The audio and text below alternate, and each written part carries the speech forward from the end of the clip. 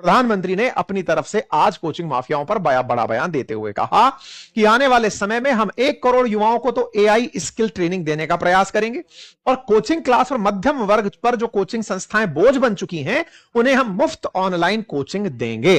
तो कुल मिलाकर के सरकार अब मुफ्त में कोचिंग उपलब्ध कराएगी। इतना ही नहीं, ओलंपिक्स के लिए भी सरकार कुछ ना कुछ कराएगी। तो चलिए साहब, आपको कोचिंग इंडस्ट्री पर बिना किसी देरी के लेकर चलते हैं। यह सवाल इतना बड़ा आखिर बना कैसे? बीते 2 महीने में जो भी आपने आते हुए सुना, आपने 2 कौड़ी के शिक्षक से लेकर 200 रुपए के कोर्स तक के शिक्षकों को सुना।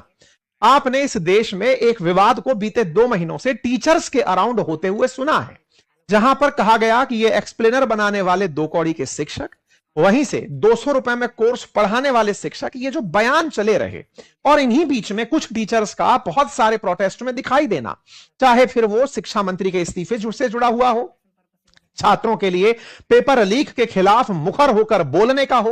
तो असल में सबसे बड़ी नब्ज क्या थी कि टीचर के पास इतना बोलने का सामर्थ्य कहां से है?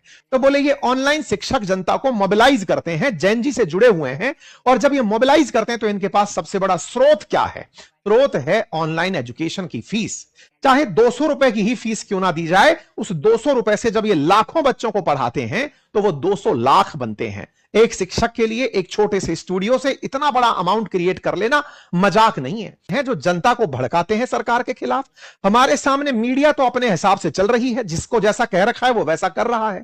शिक्षकों को डर ही नहीं है। इनका हम क्या रोकें? बच्चा रोक नहीं सकते, टीचर को बोलने से नहीं रोक सकते, इंटरनेट रोकेंगे, वो दुकान पर जाकर, मंच पर जाकर कहीं खड़ा होकर बोलने लगेगा। तो करें क्या? करें तो साहब इसका फ्यूल काट दो। फ्यूल क्या है? फीस। फीस काट दो। तो तरीका क्या है?